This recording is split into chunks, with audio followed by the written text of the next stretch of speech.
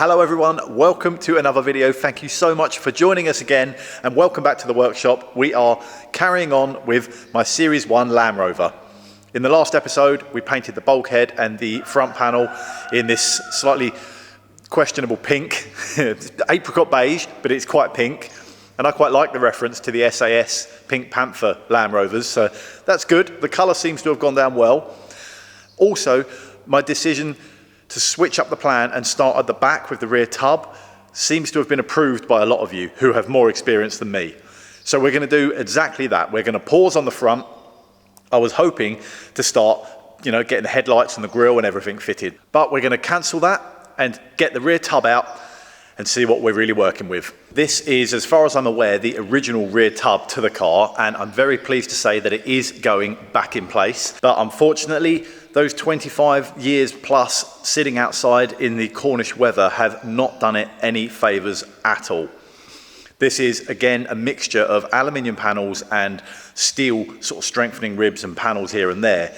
The two dissimilar metals together have inevitably caused problems and rotten steel parts, some corroded aluminium parts, but we can't really see any of it at the moment because it is still full of mud, covered in moss, and absolutely disgusting. And it makes me itchy just looking at it. So I think the first thing I'm going to do is fire up the forklift, take it round to the front of the house, and give it a good pressure wash, a bit of a clean. The sun is shining today, so it should dry nicely out there.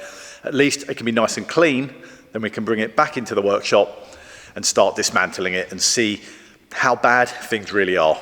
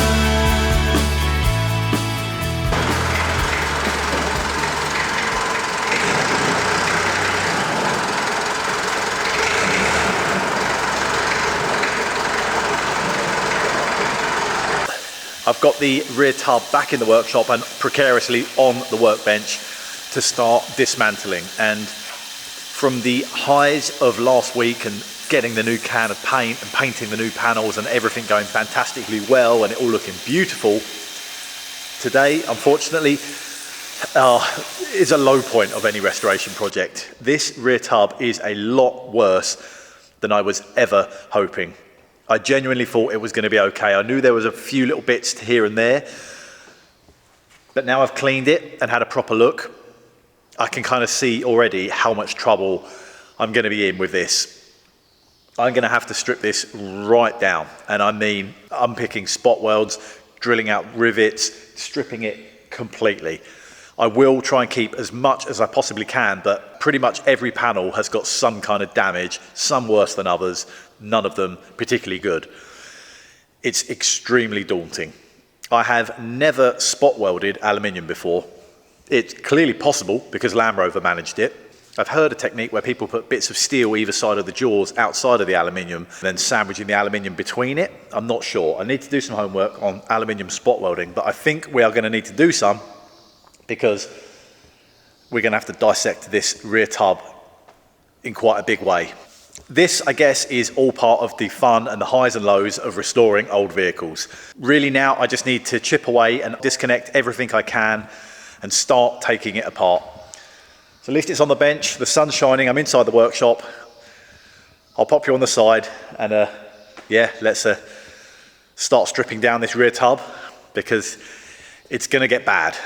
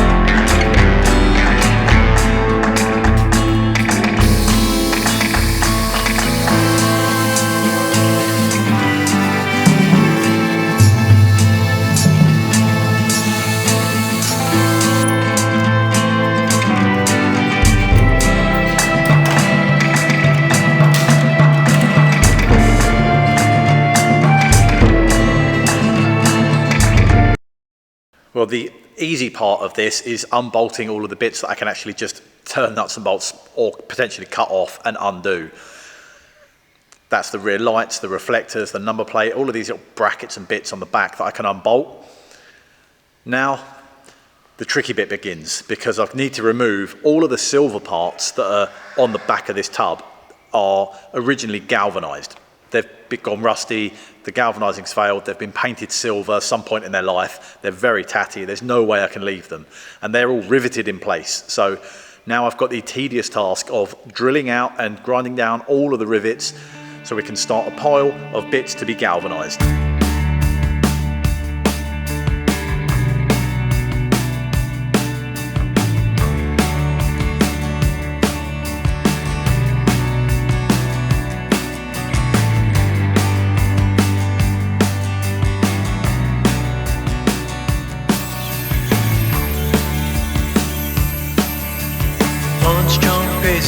Beds on me, back mid scroll, Armageddon arcane. Walking the world, don't know why.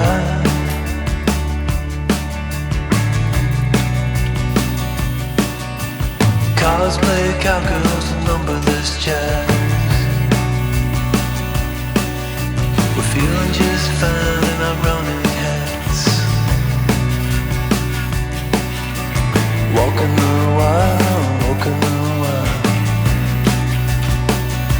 I don't know why. I don't mind the hustle and the tussle, I don't mind the grind. I don't mind pretending we don't see these signs. I don't mind the hustle and the tussle, I don't mind the grind. You and me dancing on the Gideon time, on the Gideon time. Try to unplug it, turn it back on. Try to unplug, but the feeling's gone. Walking in the wild, walking in the wild. You don't know why, you don't know why, you don't know why.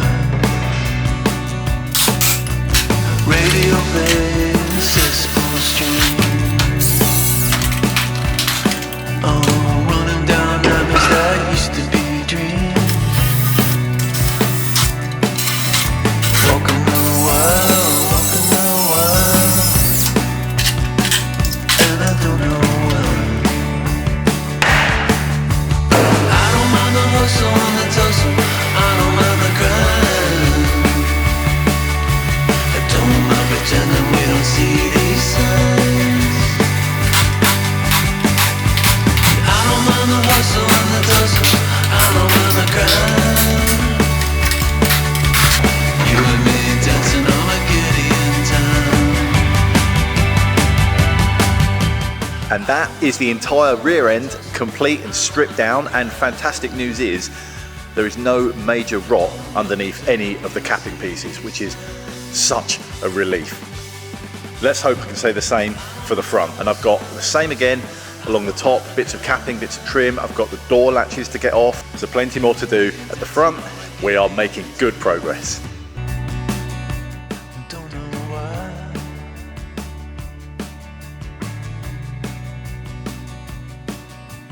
Cars play cowgirls and numberless jazz. We're feeling just fine in our running hats. Walking the wild, walking the wild. I don't know why. I don't mind the hustle and the tussle, I don't mind the grind. I don't mind pretending we don't see these signs.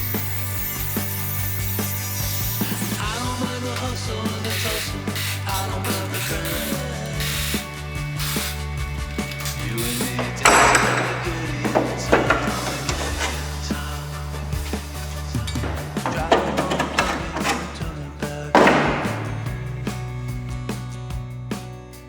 Try to unplug, but the feeling's gone. And it's good news at the front as well. All of the seat brackets are okay. Some of them are a bit rusty, but nothing that a blast and a new galvanizing won't fix. It's not all good news though. This bracket that sort of holds the door latch looks like somebody's had some trouble at some point with trying to line up the door catch and have sort of filed out the holes and opened them out so much. And you can also just about see where these two pieces meet. There is a crack. The weld has completely cracked through. So a quick trip over to the welding bench is needed to weld up that crack and close up the holes so they're a bit more the shape that they should be.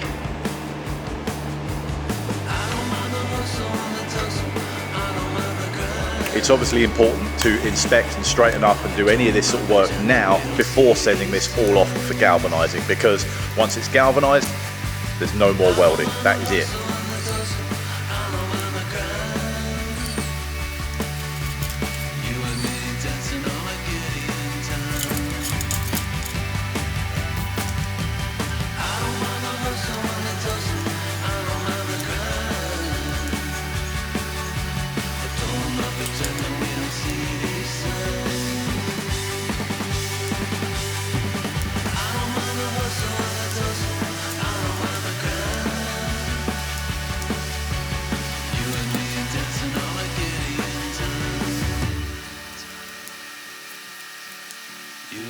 Dancing on my Gideon time.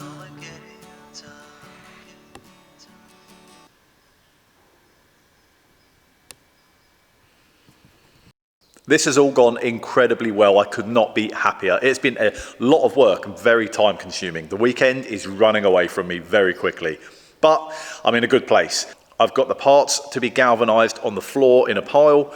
I've got the tub on the bench, stripped down and bare and ready for the paint stripping. It has been a lot of work, but we're looking good. Now, the sun is shining. It's a beautiful day and summer is officially here, but that means things are growing at quite a rapid rate. I hope you don't mind, but I've got to run up to the house, fire up the mower, and we've got some work to do in the garden. If you're not interested in my garden, you can end the video here. If you are, then sit back, relax, and enjoy the view.